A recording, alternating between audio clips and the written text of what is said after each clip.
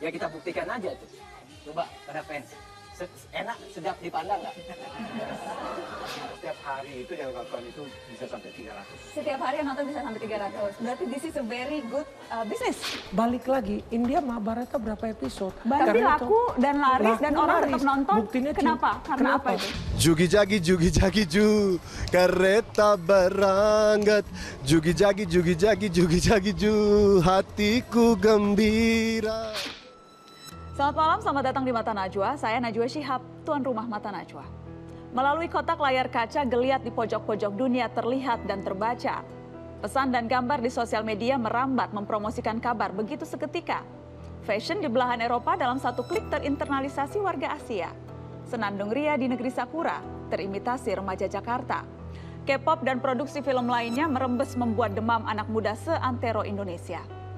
Dalam dunia yang begitu terbuka, Indonesia menjadi pemberi atau penerima? Inilah Mata Najwa. Sihir selera impor.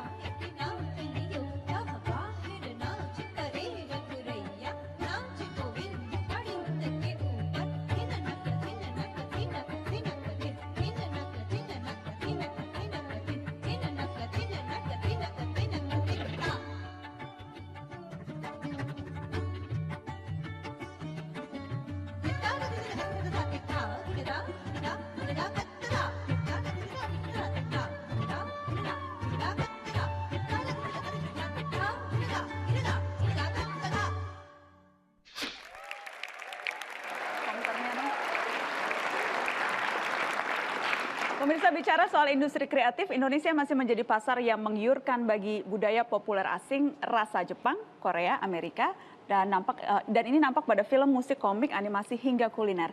Layar kaca belakangan ini juga semarak dengan tarian dan pesona India.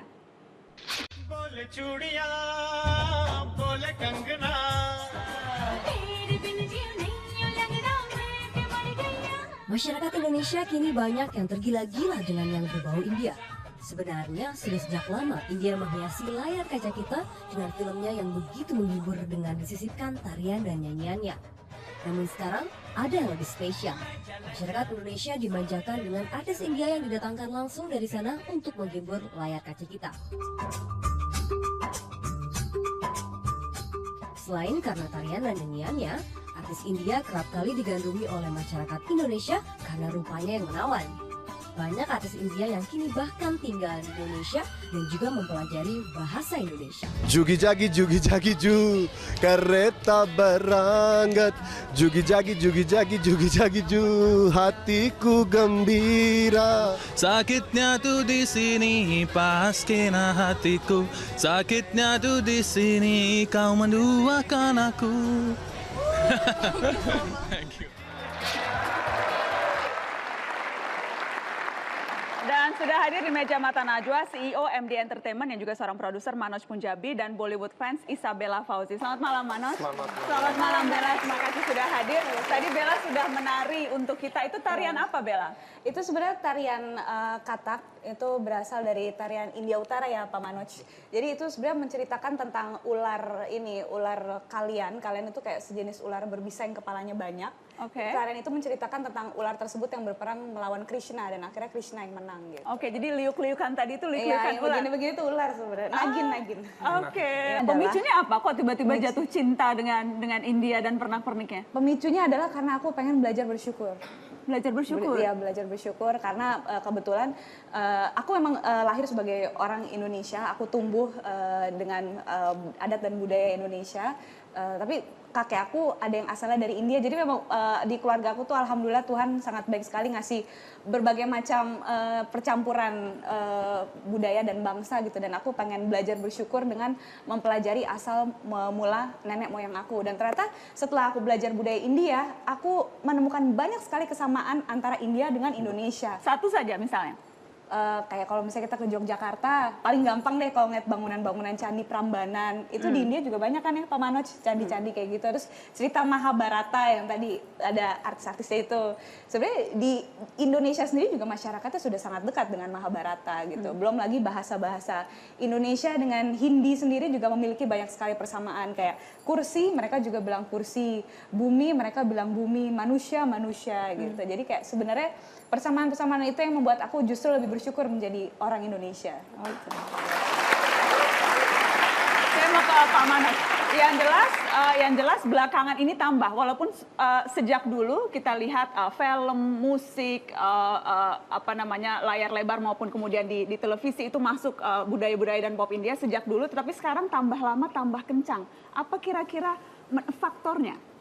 Faktornya saya lihat pertama-tama budaya kita mirip, ya itu kesamaan itu jadi kita sangat dekat, kita bisa relate ke film Bollywood, ya apalagi sensasi Mahabharata di sini yang luar biasa, dan kita juga punya budaya kita itu kemiripan itu yang bikin orang merasa oh saya bisa relate to it, dan interestingnya cara mereka bikin itu mereka tahu komersial. Mereka kalau buat sesuatu selalu larger than life.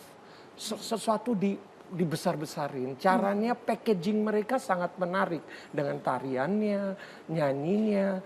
Jadi dan itu budaya mereka juga begitu. Dansa itu kayak orang nggak bisa dansa, tidak bisa jadi pemain di Bollywood. Balik lagi, India Mahabharata berapa episode? Berarti laku dan laris dan orang tetap nonton. Buktinya kenapa? Karena apa? Oke, ya, Pak Manoj, tapi kenapa itu bisa begitu menyihir ya tari-tarian itu? Saya kira mereka bikin dari hati, ya. Mereka tahu itu udah jadi jiwa mereka dansa, ya. Dansa udah jadi jiwa Tapi mereka. itu tidak dengan di Indonesia kan tidak seperti itu, tapi tetap saja orang Indonesia senang sekali. Karena packagingnya sangat menarik, Packagingnya? packaging mereka jago sekali, dan itu yang saya bilang kemiripan. Mereka bisa relate, ya. Karena itu dangdut juga sangat famous di sini. Jadi dan mereka bikinnya high end. Jadi Shah Rukh Khan juga dansa. Ini dansa dan di film lebih lama mereka syuting adegan dansa, tarian, nyanyi daripada syuting film. Daripada syuting film karena itu bagian komponen terbesar dari film India ya. Mereka jual teaser mereka, trailer mereka dari musik dulu. Lagunya apa? Dari lagu itu opening box office film tergantung sangat dari lagu. Akhirnya filmnya harus punya mutu yang luar biasa untuk jadi sukses. Tapi lagu itu kadang bisa sangat membantu film. Dan apakah misalnya lagu dan tarian itu juga yang membuat Bella suka dengan produk-produk film atau produk-produk sinetron dari India gitu misalnya? Iya sih. Karena lagunya? Lagu-lagunya, terus juga cerita filmnya juga banyak yang bagus sih. Kalau Mbak Najwa nonton terakhir kali ada filmnya Amir Khan yang judulnya PK. Oke. Itu even teman-teman Bella yang nggak suka Bollywood, yang they used to say, Bollywood ngapain sih lo nonton Bollywood. Begitu mereka nonton PK, mereka ngomong gila ya Bel, atau PK bagus gitu. Saya kira mulainya dari of course Kucu Chota semua orang tahu, tapi itu di 98. Terus itu yang pertama kali, itu yang Kuch Kuch pertama Kutahi. jadi sensasi luar biasa di Indonesia. Itu main di Medan sampai 170 hari di bioskop Empire. 170 hari? 170 hari, kebetulan kita yang impor. 170 hari main di Medan satu bioskop. Tiap hari full house. House full di sana, jadi penuh bioskop 170 hari. Dan setelah itu ada film Three Idiots yang memang diremehkan. Produk India benar sekali. Ini kelasnya kelas bawaan. Tapi Three Idiots itu sensasi yang luar biasa. Apalagi PK sekarang. Minggu pertama saya lihat, ini ada banyak orang asing India yang nonton. Setelah minggu kedua, minggu ketiga lebih rame lagi. Jadi pasti mereka tahu cara buat konten. Kreativitas mereka sangat-sangat tinggi. Bukannya kita enggak, kita juga sangat tinggi. Kita punya 250 juta penduduk dan cuman di sana sekolah mereka, kita punya 5 penulis skenario, mereka bisa punya 100. Rasionya segitu jauh. Jadi itu orang-orang kreatif kalau membuat lagu, membuat cerita itu di package it, digabungkan jadi sesuatu packaging yang sangat menarik. Itu yang kemudian menjadi daya tarik. Itu yang Sihirnya jadi ada di daya situ. tarik. Bella juga sampai menulis buku ya. Judulnya Me and My Bolly Hobby. Yes. Sampai menulis buku. Jadi apa? Bukunya itu ceritanya tentang apa? Bukunya itu tentang cerita keseruan Bella dan pengalaman-pengalaman unik Bella semenjak Bella memutuskan untuk gue pengen belajar lebih jauh nih tentang budaya India. Pasti aku tahu nih at the moment gue mutusin gue pengen lebih tahu tentang budaya India, pasti akan banyak pengalaman-pengalaman unik yang kayaknya sayang gitu untuk aku keep sendiri, dan itu semuanya aku tuangin ke dalam buku itu. Karena kan biasanya kalau kayak anak-anak sumuran Bella pasti biasanya generally gitu sukanya kan kalau nggak musik-musik barat, K-pop, jarang ada yang suka Bollywood gitu kan. Maksudnya kayak, Bella are you serious? You suka Bollywood gitu. Ada, maksudnya aku pun juga sendiri aku masih ngedengerin kok kayak musik dari Inggris, Amerika, K-pop juga aku dengerin. Musik Indonesia? Indonesia juga dengerin dong gitu. Apalagi budaya Indonesia, karena memang aku pecinta budaya, meskipun aku memang bukan budayawan gitu, tapi aku pecinta budaya. Itu yang menjadi motivasi terbesarku gitu. Makanya itu semua aku tuangin semua keunikannya di dalam buku aku Me and My Bolly Hobby, di mana aku ketemu teman-teman yang ternyata juga punya hobi yang sama. motivasi. Iya, jadi mereka kalau misalnya nggak rata-rata menikah dengan orang India juga ada, mereka WNI tapi ada keturunan India. Kalau saya kebetulan kakek buyut saya, jadi kakeknya ibu saya tuh dari India emang. Dari India. Gitu. Oke. Seberapa jauh kemudian saya tahu MD Entertainment kan banyak memproduksi sinetron begitu, terutama di televisi. Anda memproduksi film juga, tapi core utamanya di sinetron. Seberapa banyak kemudian itu Anda mendapat inspirasi, terpengaruh dari budaya dari India, dari Bollywood misalnya? Mungkin gini ya. Pendekatannya Tetap saya selalu ambil formula kita. Kita ambil budaya kita. Elemen yang orang kita bisa relate to it pasti, tapi formula dari mereka. How to tell the story-nya. Temponya seperti apa. Mereka cepat temponya. Jadi nggak bertele-tele. Hal-hal begitu. Tapi sinetron kita kadang bertele-tele. Ya, itu memang banyak. Karena itu kita selalu banyak. Balik lagi. Sampai berapa Saya anti. Enggak. Balik lagi, India Mahabharata berapa episode? Tapi laku dan laris dan orang tetap nonton. Buktinya Kenapa? Karena apa itu? Karena gini, kalau di kita, saya percaya kita harus berhenti. Bikin 200 episode, 150 episode, tayang 3-4 bulan, 5 bulan, berhenti dulu 2-3 bulan. Berhenti 2-3 bulan, kita juga, pemain juga lebih semangat. Mau syuting lagi, udah fansnya juga lebih mau nunggu, penulis, sutradara, produser. Jadi formatnya apa yang bisa ditiru sihirnya? Kalau saya formatnya kita jangan mau meres sesuatu. Saya anti itu. Cuman tuntutan industri beda. Jadi gimana kita bisa adjust dengan tuntutan industri dan punya pola give a break. Apa misalnya flavor India yang bisa kemudian dipakai dalam sinetron-sinetron yang selama ini Anda produksi? Flavornya apa? Flavornya bagi saya pasti entertainment nomor satu. Entertaining people, inspiring people. Lewat cara? Lewat cara gini, saya punya film Mary Riana baru rilis tahun lalu. Itu very inspiring movie. Inspiring movie-nya commercial value, entertaining, tapi ada hidden message. Ayo semangat, bangkit kita. Jangan menyerah. Fight till the end and never give up. Kalau cerita-cerita tentang keluarga, kemudian yang menguras emosi, apakah itu sedih, begitu itu nangis dan sama. sebagainya, itu Itu formula sama. India juga kan? Formula India dan sama dengan formula kita, anak, ibu, ya. Malin Kundang, itu kan formula India juga begitu, anak durhaka. Jadi itu ngomong emotional value. Kalau udah ngomong emosi, ngomong hati, kita ada persamaan yang sangat dekat. Kalau misalnya kita mau mencuri sihir yang dimiliki oleh produk-produk India dan menerapkan itu di produk-produk kita, apa yang bisa kita curi? Sihir yang seperti apa? Kalau saya pertama-tama marketing, cara market produk kita gimana? Mereka punya produk sekarang sudah dunia loh. Contohnya Pique kurang lebih 40%, 45% collection box office dari India, sisanya dari dunia. Saya kira itu kan jadi mereka bisa go internasional. Jadi mereka tahu cara market produk mereka gimana. Saya tahu mereka lebih lama dunia perfilman dibanding kita. Jadi brand, create brand. Kalau Hollywood create apa? Create franchise. Tapi bentuk karakter di sini, create heroes. Heroes kan nggak harus superhero Marvel gitu, nggak harus. Kalau kita bisa create luar biasa.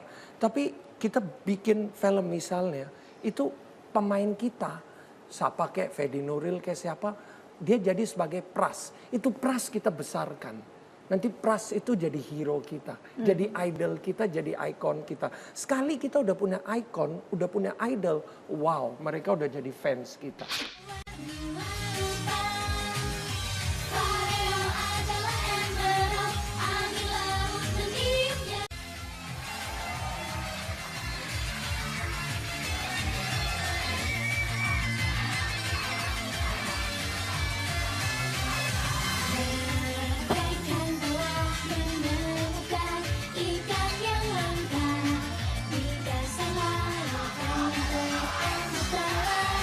Suatu tempat di hatiku untuk pertama kalinya merasakan hal itu.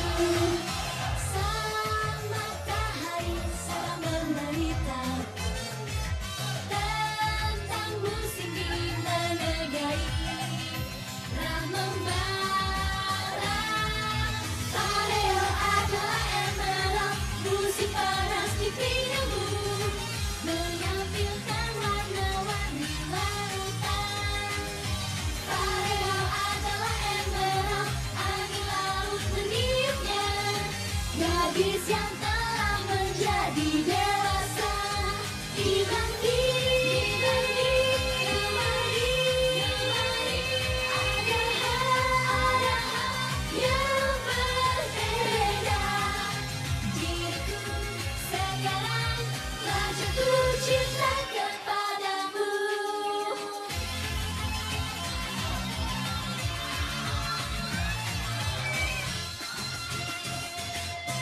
Pareo adalah emerald, angin laut meniupnya,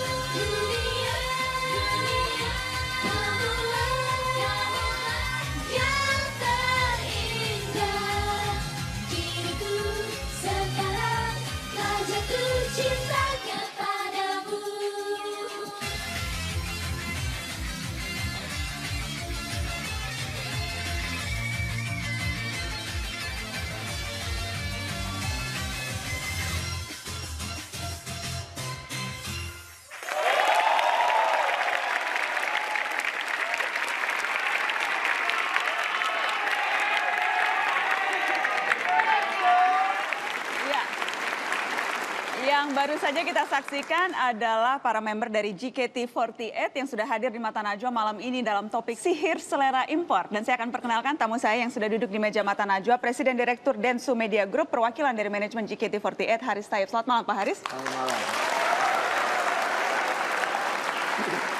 Terima kasih sudah hadir di Mata Najwa.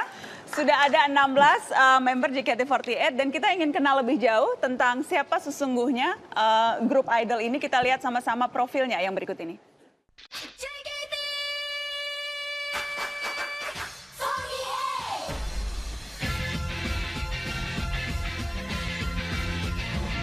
JKT48, grup idol satu-satunya di Indonesia yang dibentuk tahun 2011 ini merupakan adopsi dari AKB48.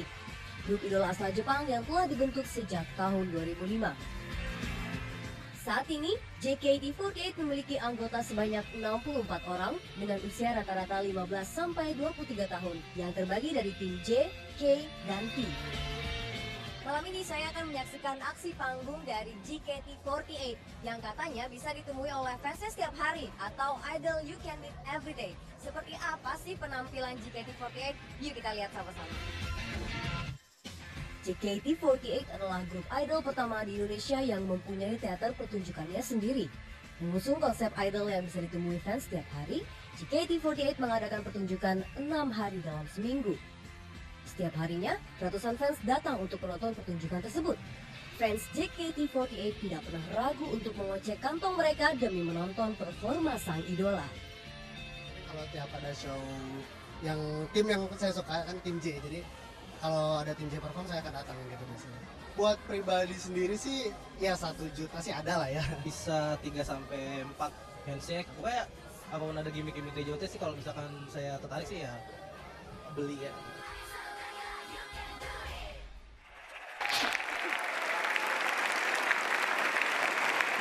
Jadi Pak Haris, mereka adalah sister group dari AKB48.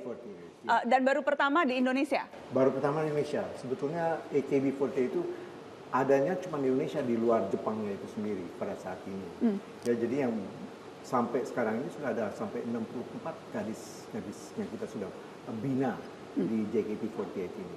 Kenapa Indonesia menjadi sasaran target pertama dari AKB48 yang di Jepang? Kenapa kemudian di Indonesia bikin pertama?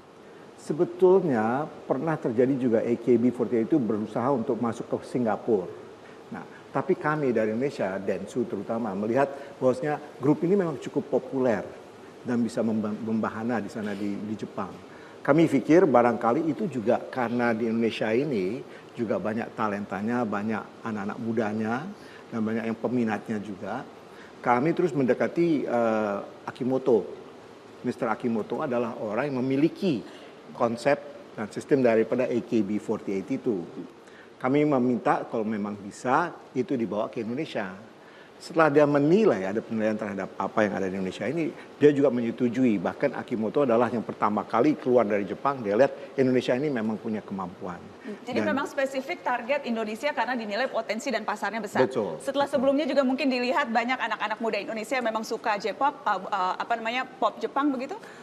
Sebetulnya pengikut daripada AKB48 itu ternyata juga sudah banyak gitu loh di Indonesia ini.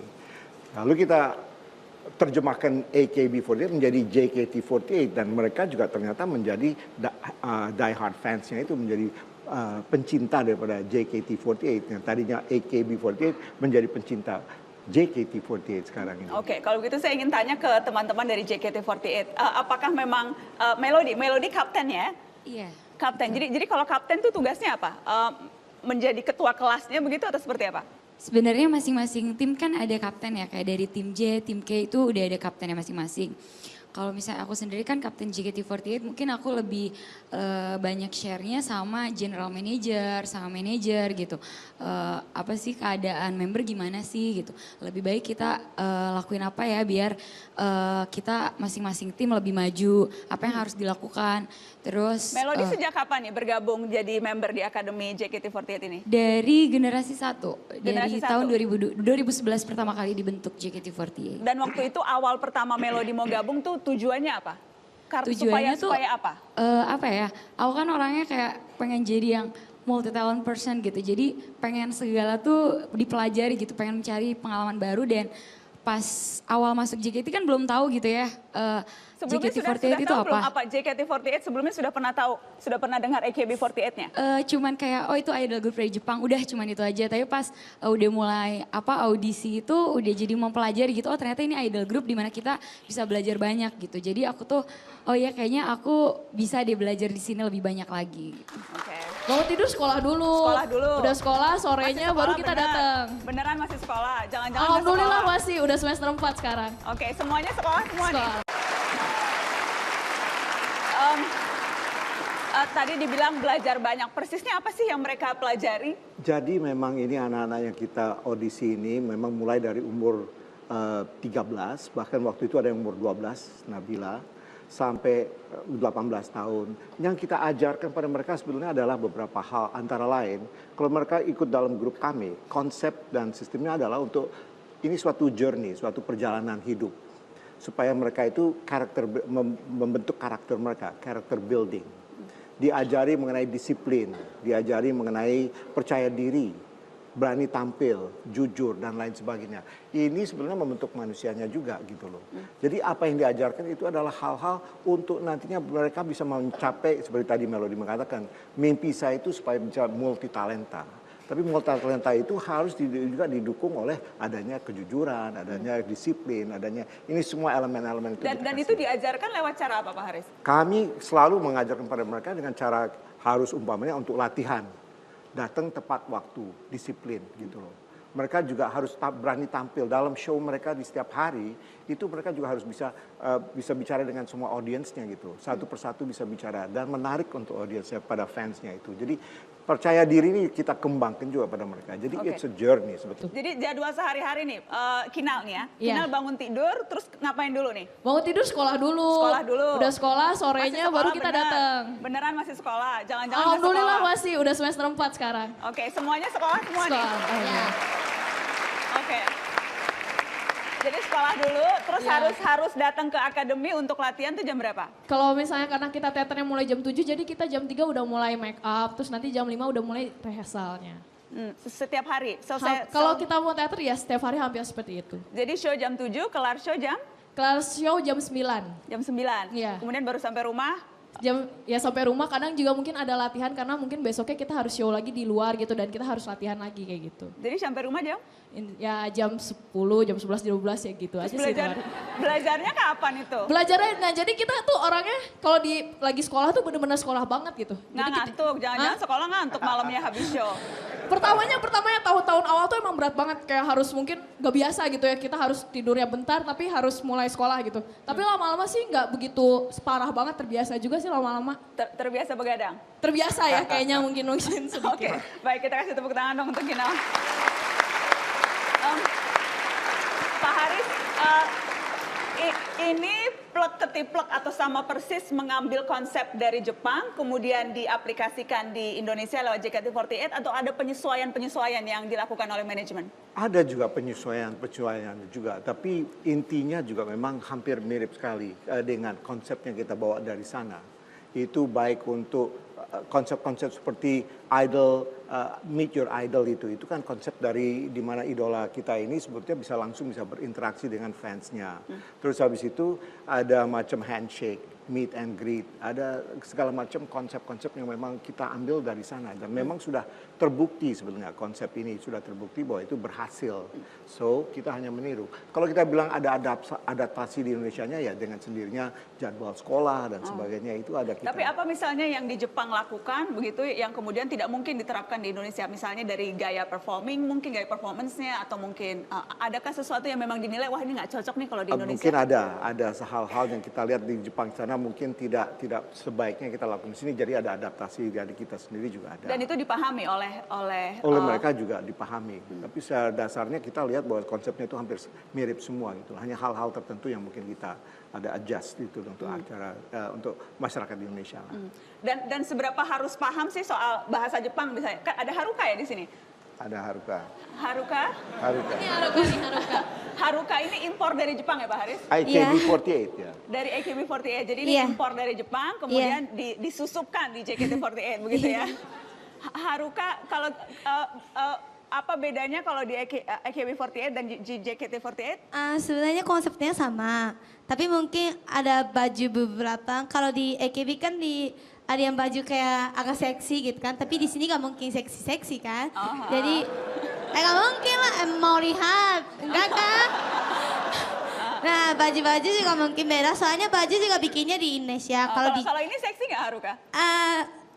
Lucu-lucu ini mah, bukan seksi. Oh, jadi kalau di Jepang lebih seksi? Iya, kalau di Jepang lebih seksi, terus yang bikin orang bajunya beda gitu. Kalau di Jepang, AKB ada yang orang AKB, kalau di sini kan ada yang desainer buat JKT gitu. Oke. Kita kasih tuh.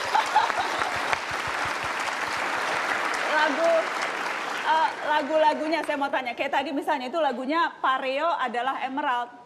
Itu apa sih pesannya? Saya tadi mohon maaf saya nggak paham pesannya Pareo adalah Emerald. Saya sampai nyatet loh, angin laut meniupnya gadis yang telah menjadi dewasa. Kalau Pareo adalah Emerald ini tuh ceritanya kayak kita nih nyanyinya sebagai sudut pandang cowok gitu misalnya. Kan Pareo itu kan kayak kain pantai gitu ya. Pareo kalau bahasa Jepangnya Haruka ya? Yes. Pareo tuh kain pantai, terus Emerald itu kan kayak warna-warna mutiara batu-batu laut gitu. Jadi kayak misalnya si cowok ini tuh udah kenal lama sama si ceweknya gitu. Tapi si cowoknya awalnya kayak biasa aja gitu sama ceweknya. Kayaknya ya udahlah biasa aja, tapi tiba-tiba suatu saat si ceweknya ini di pantai kayak pakai si kain pantai pareonya ini sendiri. Jadi kayak, loh kok pas dia pakai pareo tiba-tiba jadi kayak dewasa ya, jadi cantik kok, jadi tiba-tiba jadi suka ya, padahal tadi biasa aja. Gitu.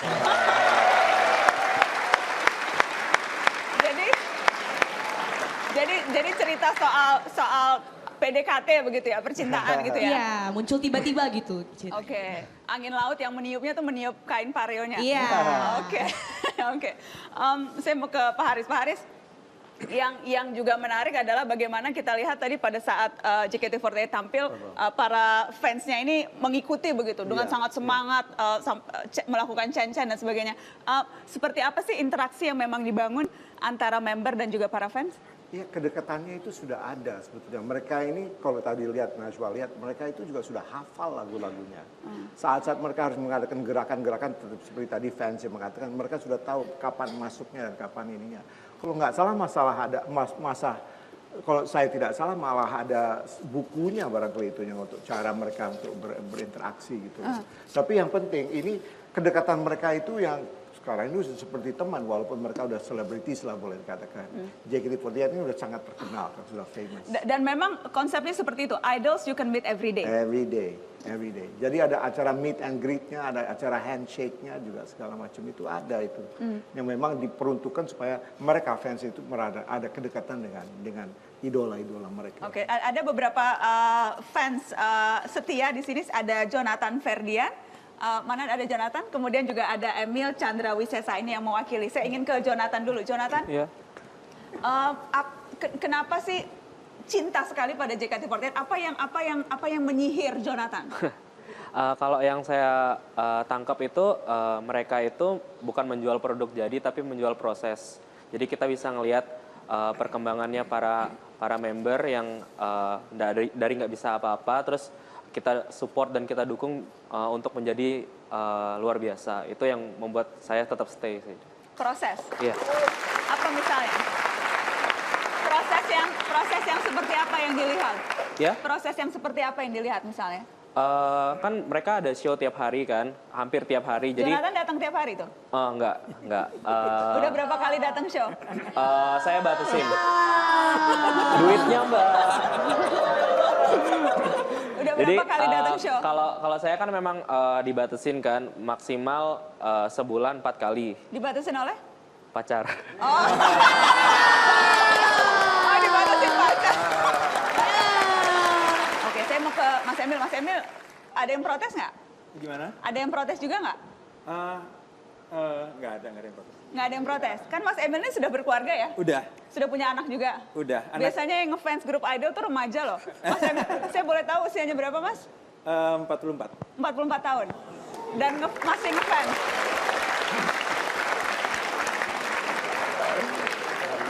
Dan masih ngefans JKT48. Kenapa? Pertama saya dikasih lihat videonya oleh teman saya itu, ini saya lihat pertama biasa aja terus lihat, ini anak-anak kecil SMP gitu. Dan anak-anak kecil biasa dengan dandanan yang nggak luar biasa, tapi justru itu yang buat jadi luar biasa karena orang-orang biasa ini berusaha untuk menjadi luar biasa. Itu saya merasakan ada apa ya, agak terharu, tersentuh gitu. Kemudian jadi ingin dukung.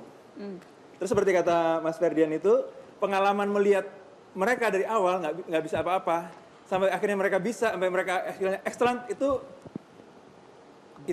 kepuasan spiritual tersendiri. Spiritual. Begitu ya? 4 tahun ya. Sudah 44 tahun. Tapi itu tadi. Iya, bagaimana Pak Haris dan apa saja yang dilakukan oleh manajemen untuk memastikan fans-fans seperti Mas Emil, seperti Jonathan ini tetap loyal dan juga bermultifikasi, bertambah banyak. Apa saja sih strateginya kalau saya boleh tahu? Kalau kita lihat ini kan selalu mereka juga selain ada mereka menyanyi setiap hari kan. Mereka menyanyi setiap hari, konser setiap hari. Konser setiap hari. Itu ada juga ada singlesnya yang keluar, CD-CDs-nya yang keluar, ada merchandising-nya yang keluar. Ini yang juga menarik untuk para fans untuk tetap Dan itu dibeli, jadi para fans bisa membeli itu. Membelinya itu ya. Lalu antara mereka juga mahal ada. nggak sih Pak Haris? Ya relatif lah kalau menurut saya sih ya. Ada yang berani beli banyak, ada yang juga itu. Tapi saya rasa sih cukup inilah kompetitif, harga-harga sama lah di pasar. Jadi saya mau tahu sudah habis berapa banyak sih Mas Emil selama jadi fansnya JKT48 sudah berapa banyak uang Anda keluarkan untuk para member? Kalau umpamanya dihitung dari sejak saya tahun 2008 ya mungkin cukup untuk beli 1 atau 2 motor lah. Oh begitu ya, jadi puluhan juta ya. Kalau Jonathan sudah berapa banyak? Di atas 20 mungkin. Di atas 20 juta. Jadi kalau dikali ada berapa banyak Jonathan, berapa banyak Emil, lumayan juga ya Pak Haris? Lumayan. Setiap hari itu yang nonton itu bisa sampai 300. Setiap hari yang nonton bisa sampai 300. Berarti this is a very good business. It's good business, tapi kita nggak lihat dari segi bisnisnya. Kita lihat bahwasanya ini memang idols ini yang ini kan kita sudah sekarang masuk ke generasi keempat nih, Najwa, generasi keempat. Dan ini lagi-lagi ini adalah anak-anak yang mau ikut karena mereka lihat bahwasanya itu tadi. Teman-temannya ini menjadi bukan hanya saja populer, dekat dengan fansnya, jadi bukan hanya dari segi komersial, tapi itu tadi, they become better, menjadi manusia yang lebih baik lah gitu. Setiap interaksi yang dilakukan antara member dan fans itu kan ada biaya yang dikeluarkan. Iya ada juga sih, interaksi itu ada. Karena ini kemudian yang menarik, ketika handshake, ada kesempatan untuk bisa berinteraksi lewat handshake, dan kemudian kalau saya tidak salah dihitung timingnya 10 detik, dan membayar voucher Rp40.000. Beli CD seharga Rp40.000. Beli CD seharga Rp40.000, bisa bersalaman dengan member selama 10 detik. Tapi kalau teman dekat mau foto nggak beli CD Pak. Kalau teman dekat mau salaman aja. Betul sih, betul. Ini menarik, kita lihat tayangan yang berikut ini.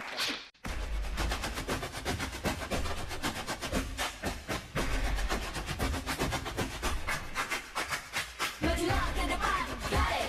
Janganlah berhenti, got it. Tujuan tepat matahari terbit. Ayo langkah di jalan harapan. Penghala adalah riba, riba, riba. Dan yang memenang riba. Takdirnya riba, riba, riba. Akan diuji riba. Buanglah keraguanmu, tunjukkan nyalimu. Jangan ragu sekarang juga. Satu langkah maju, big yourself.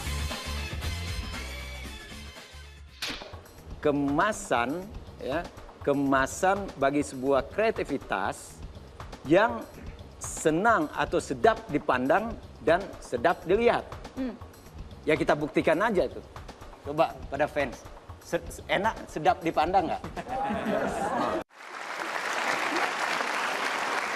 Saya ingin minta ada Mas Yusuf Handi, ada pakar marketing. Selamat malam, terima kasih sudah hadir. Bagaimana sih Anda menggambarkan strategi marketing yang dilakukan oleh manajemen JKT48 dengan berbagai pernak-pernik interaksinya tadi? Yang pertama mungkin saya lihat ada satu pergeseran mengenai selera kaum muda kita ya, ABG kita. Dari awalnya adalah Barat, saya nggak tahu ini mungkin pergeseran ke arah Asia, abad Asia, jadi bergeser ke Asia. Ya, pertama kita tahu K-pop, kemudian India saya kira masih belum surut juga sekarang, terus kemudian sekarang Jepang gitu ya. Jadi ada pergeseran itu, tapi saya lihatnya ini tren sih, tren artinya nggak akan lama ya, heboh gitu ya. Terus kemudian saya lihat juga mereka mengelola fans itu luar biasa. Ya, kalau dalam marketing itu experience itu dieksplorasi, Dan memang experience yang paling ultimate adalah physical experience. Jadi bedanya dengan yang lain, kalau icon itu biasanya di Menara Gading, jadi disentuh aja sulit gitu. Tapi kalau ini kita bisa ketemu, bahkan anytime, bisa tiap hari gitu. Nah itu yang menimbulkan satu experience yang luar biasa di kalangan para fans ini. Ya. Jadi menurut saya yang baru dari idol-idol yang lain adalah kalau American Idol misalnya atau Indonesian Idol itu justru ditempatkan si idol itu di Menara Gading gitu. Tapi ini coba di down to earth kan, sehingga kita menjadi kayak temen gitu dengan apa namanya fansnya, sehingga experience di situ muncul. Jadi engagementnya luar biasa. Kuncinya di engagement. Kuncinya di engagement.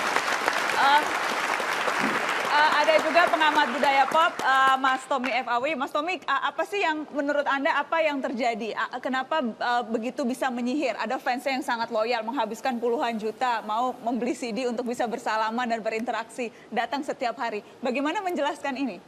Menurut hemat saya, sebenarnya kalau kita lihat tema acara ini sihir selera impor. Sihir di sini adalah sebuah kemasan, ya, kemasan bagi sebuah kreativitas yang senang atau sedap dipandang dan sedap dilihat. Ya kita buktikan aja itu. Coba pada fans, enak, sedap dipandang nggak? Bagi saya itu menggemaskan.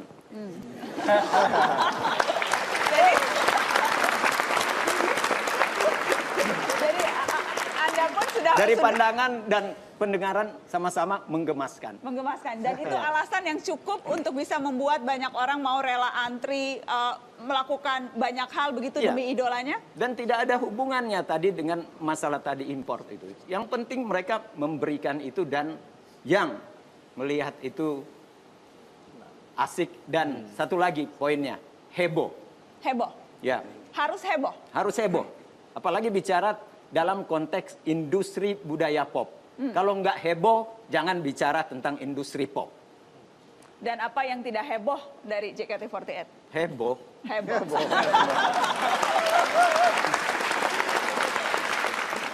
Kalau dari kacamata teman-teman member JKT48, apa sih hal tergila yang pernah dirasa, wah ini fansnya sampai rela melakukan ini? Melody?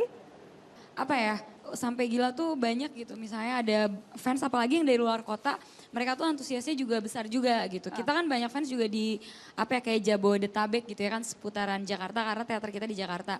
Tapi di fans luar juga dia tuh berusaha gitu untuk menarik perhatian kita dengan cara kayak misalnya bikin lagu, bikin project gitu. Apalagi kan kayak misalnya member ulang tahun, pasti biasanya suka jadi TTI gitu. Minimal tuh TTI, Trend Topic Indonesia, Trend Topic Indonesia gitu. Jadi fans member juga seneng gitu dibuatin sebuah project dari fans, dibikinin lagu, terus dibikinin. Apalagi sekarang kita lagi pemilihan member single ke-10, jadi dipilihnya benar-benar dari fans dengan mendapatkan CD single ke-9 kita, Pareo adalah Emerald, fans itu dapat voting card untuk memvote OSI-nya untuk jadi... OSI itu apa, Melody? OSI itu idola, member favorit gitu, member favorit.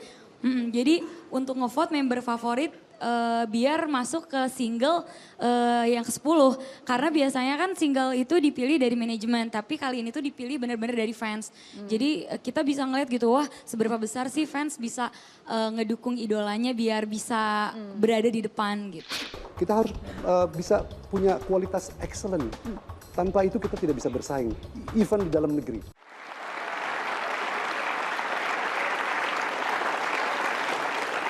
Pemirsa, Presiden Jokowi membuktikan janji kampanyenya untuk mendukung pengembangan industri kreatif dengan membentuk Badan Ekonomi Kreatif pada Januari lalu. Dan sudah hadir di meja Mata Najwa Ketua Badan Ekonomi Kreatif Triawan Munaf. Selamat malam Mas Triawan. Selamat malam.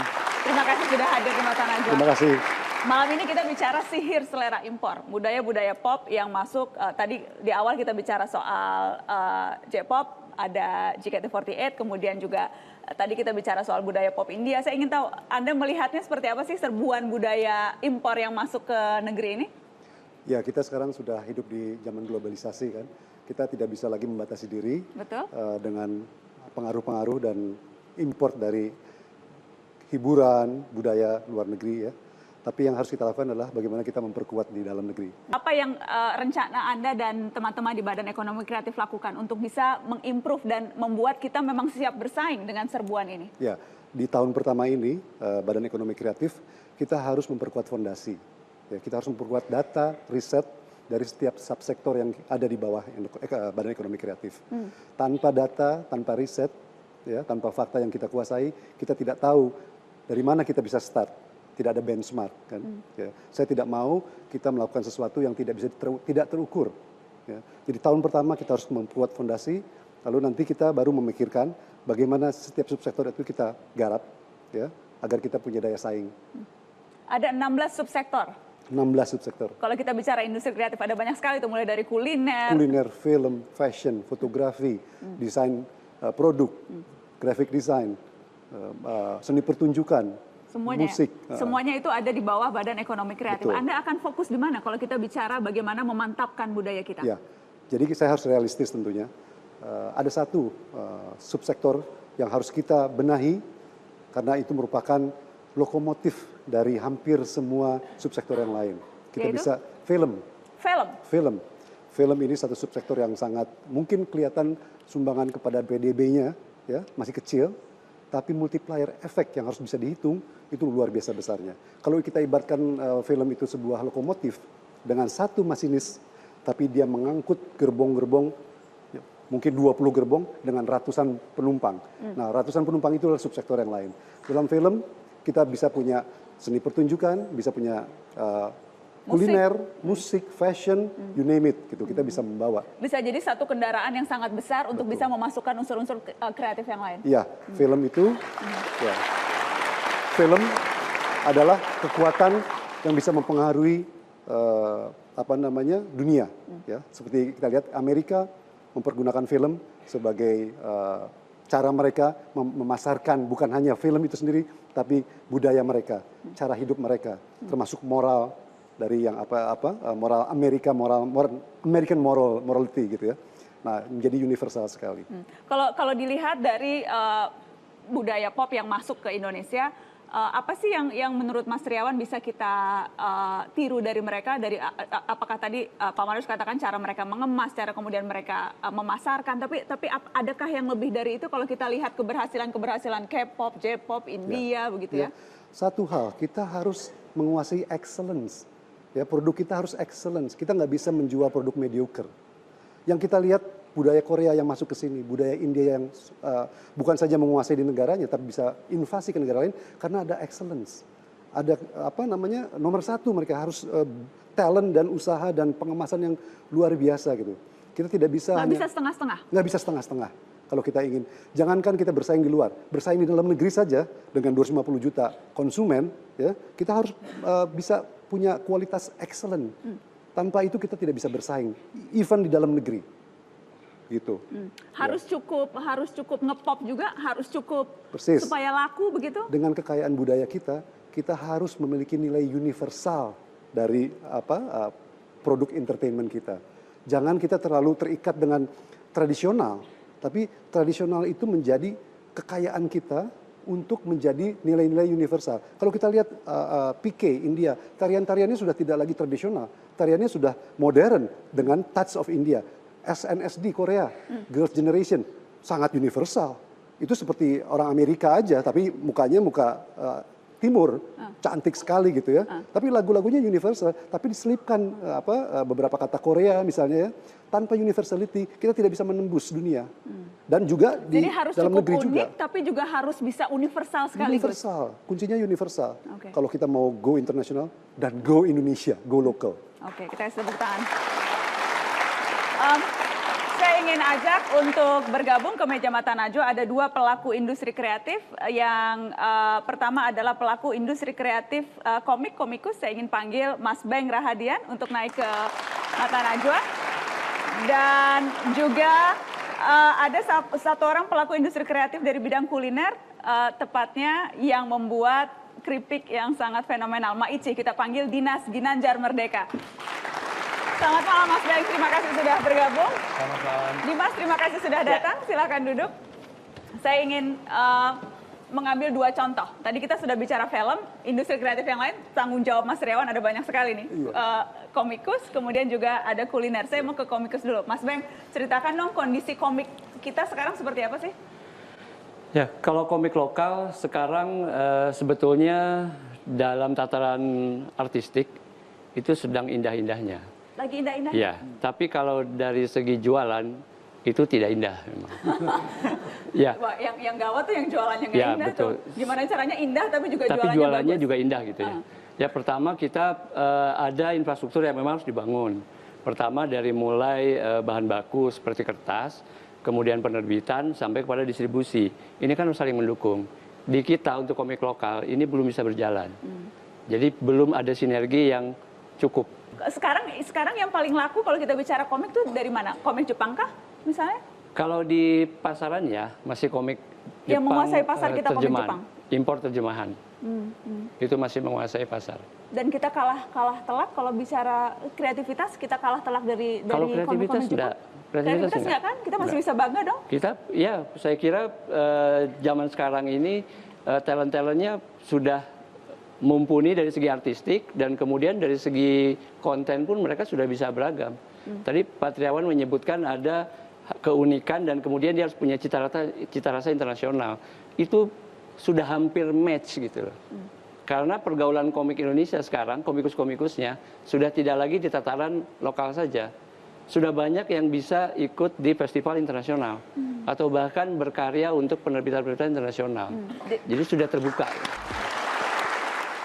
Ini level apa nih yang kita disuruh nyoba level apa nih? Level 10. Hah? Level 10? Nyobanya yang nggak banyak bumbunya kayaknya.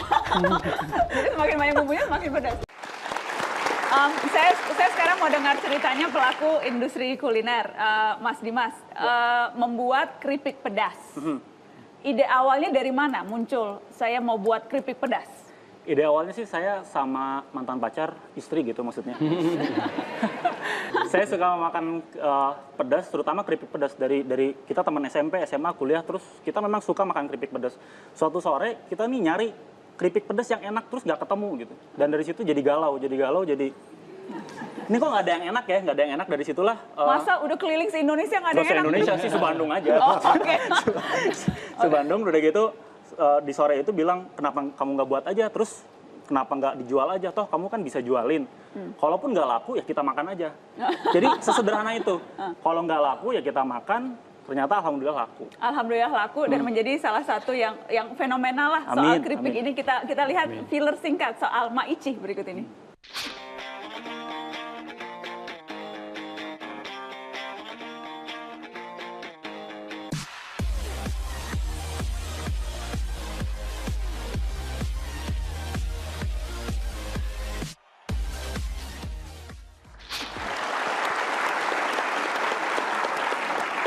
Jadi bedanya dengan keripik lain apa? Dengan keripik lain yang pasti kita ada level. Jadi teman-teman konsumen ini bisa pilih dari yang nggak pedas sama sekali sampai yang paling pedas paling pol level 10. Mungkin di keripik yang lain kayaknya nggak ditemuin. Jadi pakai level-level kadar kepedasan begitu ya? Betul. Ada berapa kadar nih ketika pertama kali dulu? Pertama kali dijual dulu sampai 10 level, cuman sekarang dikerucutin jadi ada 4 aja. Jadi dari mulai nggak pedas? Dari mulai nggak pedas, dari level 1 sampai level 10. Cuman sekarang yang dijual tuh cuman level 3, 5, 10, dan level 0 yang nggak pedas sama sekali. Nggak pedas sama sekali? Betul. Enak nggak sih keripiknya? Oh pasti enak. Kalau penjual pasti bilangnya enak. Betul. Gimana kalau kita buktiin? Bisa ya? Boleh, Coba dong boleh. penonton studio juga boleh nggak dikasih keripik? Kita mau dong cobain keripiknya. Coba kita tes food dulu. Coba yang lain dibagi. Kita coba. Mangga. Ini level apa nih yang kita disuruh nyoba level apa nih? Level 10. Hah? Level 10? Bismillahirrahmanirrahim. Ini level 10 seharusnya paling pedas. Harusnya paling pedas. Paling pedas, coba kita coba. Pedas nggak sih? Pada nyobain nggak? Coba ya. Yang paling kecil. Nyobanya yang nggak banyak bumbunya kayaknya. Jadi semakin banyak bumbunya semakin pedas. Iya, memang enak. Thank you. Enak nggak? Pedas nggak? Pedas. Jadi ide membuat tingkatan level itu salah satu ide marketingnya, ide untuk menjualnya atau seperti apa? Betul, ide marketing, cuman memang terinspirasinya dari teman sih sebenarnya. Dari di awal kita jualan tuh nggak ada level sama sekali. Cuman ketika di awal kita jualan itu ada teman yang ngerasa jadi aneh. Di teman yang satu bilang ini nggak pedes. Di teman yang lain bilang ini kepedesan. Nah, jadi dari situ oh kenapa nggak kita bentuk aja dari yang nggak pedes sampai pedes sampai yang pedes banget. Di situlah baru terpikir jadi ada level gitu sampai level 10. Dan ini kemudian menjadi cara menjual, gimmick dari penjualan. Betul. Semakin pedas, orang makin tertantang dan akhirnya pengen sampai ke tahap ya sampai level 10, pengen nyobain banget gitu. Tahan nggak dan kuat nggak gitu. Dan itu menjadi gimmick lah ya. Banyak nggak yang paling laris, yang paling pedas? Justru yang paling laris level 10 sampai hari ini. Ya? Sampai hari ini ya, kita kasih tepuk tangan dong. Baik, bicara lebih umum. Tadi rumusan yang saya sudah dapat harus unik tapi juga harus universal. Yes. Apalagi yang bisa kita lakukan saat ini sehingga kita tidak hanya menjadi penerima tapi juga kita menjadi pemberi. Kalau kita bicara budaya pop. Ya, kita harus memilih tadi ya, memilih budaya yang mana, subsektor yang mana yang akan kita prioritaskan. Kita beresi dulu komik sesuatu yang menarik dan tangible untuk bisa dibuat menjadi lebih maju, teman-teman komikus? Tentu saja, tergantung dari teman-teman komikus ini, ya. Karena seperti saya sebutkan, kreativitas adalah sumur-sumur. Seperti juga hasil sumber daya alam, itu kan memerlukan sumur-sumur. Pertamina menggali sumur-sumur, ya, dan itu harus dilindungi dengan hak. Kalau semua orang bisa menggali di situ kan rusak. Harus Pertamina saja misalnya kan, atau perusahaan minyak. Nah kalau sumur-sumur kreativitas itu ada di setiap orang, tapi harus tetap dilindungi IP-nya, intellectual property-nya. Ya. Terima kasih sudah hadir di Mata Najwa, Mas Triawan. Mas Ben, terima kasih sudah hadir. Sama-sama. Kemudian juga Mas Dimas, Mas Bob panggilannya. Sukses terus dengan keripik maicinya. Amin. Ya. Dan saya dengar ada komik untuk Mata Najwa. Iya. Kita sudah bikin komik untuk Mbak Nana. Jadi salah satu tokohnya juga beliau. Oh begitu ya, menjadi tokoh. Terima kasih banyak. Ini dibuat oleh teman-teman siapa? Ini dari Akademi Samali. Akademi Samali. Pembuatnya layarnya mana di sini? Pembuatnya namanya Thomas Sujagto. Ini ceritanya tentang seperti judul episode Mata Najwa ini, Sihir Selera Impor. Oh ini saya nih? Iya, jadi ini namanya, jadi karakternya Sri Asih. Sri Asih itu karakter yang dibuat oleh Era Kosasi. Ya ini karakternya, jadi mereka lebih asik dengan selfie dengan mungkin JKT48, Jawa 48, sorry. Terus kalau UUD 45 JKT48. Oh ini jadi ceritanya itu ya? Karakter ada yang dari India, Mahabharata. Jadi dicuekin gitu maksudnya. Oh dicuekin, tapi mudah-mudahan nggak dicuekin ya. Mudah-mudahan selera impor, sihirnya bisa kita ambil untuk kemudian juga menyihir yang lainnya.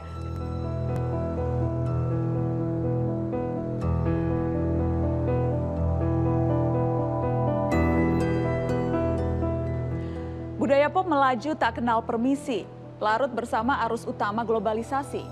Indonesia punya 1/4 miliar manusia, lebih banyak terpengaruh geliat dunia. Warga negara terjebak menjadi konsumen, negara berpuas diri menjadi pengutip. Padahal seni dan budaya kita tak kalah magis, jangan sampai tenggelam dengan tragis. Di dalam budaya pop ada kelihayan meracik kemasan serta keunggulan dalam pemasaran. Indonesia seharusnya punya tawaran jelas, mengemas hasanah dan adiluhung identitas. 250 juta warga berhak berbangga, menjadi pemberi daripada hanya penerima. Please call now, I think I'm falling, holding on, but I think you're safe. It seems I found the road to nowhere, and I'm trying to